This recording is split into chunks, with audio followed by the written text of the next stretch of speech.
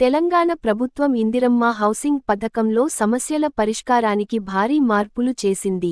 ఈ పథకంలో పౌరులు తమ సమస్యలను తెలియజేసేందుకు indiramelu.telangana.gov.in అనే ప్రత్యేక వెబ్సైట్ను ప్రారంభించింది.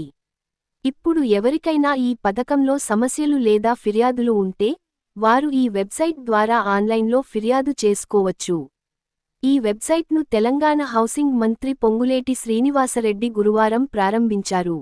ఇందిరమ్మ హౌసింగ్ పథకం గురించి తెలంగాణ ప్రభుత్వానికి చెందిన ఈ పథకం నిరుపేద కుటుంబాలకు ఇల్లు అందించటం కోసం రూపొందించబడింది. మొదటి దశలో 4.5 లక్షల ఇల్లు నిర్మించేందుకు ప్రభుత్వం ప్రణాళికలు రూపొందించింది. ఈ ప్రణాళికలో 119 నియోజకవర్గాల్లో ప్రతి నియోజకవర్గంలో 3,500 ఇల్లు నిర్మించబడతాయి. మౌలిక సదుపాయాలు లేని కుటుంబాలకు 5 లక్షల రూపాయలు మొత్తం 4 విడతలుగా ఇవ్వబడతాయి.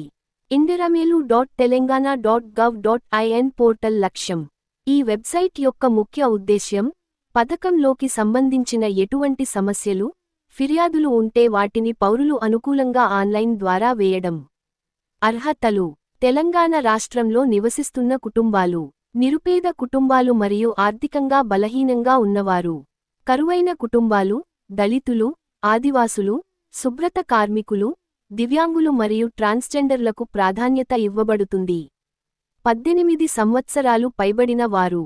ఫిర్యాదు నమోదు చేసే విధానం: ఇందిరమ్మ హౌసింగ్ పథకం వెబ్సైట్ను సందర్శించి గ్రీవెన్స్ ఆప్షన్ను ఎంచుకోండి. తదుపరి గ్రీవెన్స్ ఎంట్రీ ఆప్షన్ను ఎంచుకుని మీ వివరాలను భర్తీ చేసి సబ్మిట్ క్లిక్ చేయండి. ఫిర్యాదు స్థితి తెలుసుకోవడం: వెబ్సైట్లో గ్రీవెన్స్ ఆప్షన్ను ఎంచుకుని గ్రీవెన్స్ స్టేటస్ ను ఎంచుకోండి. మీ వివరాలు ఎంటర్ చేసి సబ్మిట్ క్లిక్ చేయండి. ఇందిరమ్మ పథకం ద్వారా మీరు పొందగలిగే ఆర్థిక సహాయం: ఈ పథకం ద్వారా ఒక్కో కుటుంబానికి 5 లక్షల రూపాయల ఆర్థిక సహాయం అందించబడుతుంది. అది డీబీటీ విధానంలో వారి బ్యాంకు ఖాతాల్లో జమ అవుతుంది. అవసరమైన డాక్యుమెంట్లు: ఆధార్ కార్డు, మొబైల్ నంబర్, వాణిజ్య బిల్లు, చిరునామా సాక్ష్యం, పాన్ కార్డు, రేషన్ కార్డు. మీ సమస్యలను పరిష్కరించడానికి ఇది ఒక గొప్ప అవకాశం. ఇప్పుడే ఫిర్యాదు చేయండి.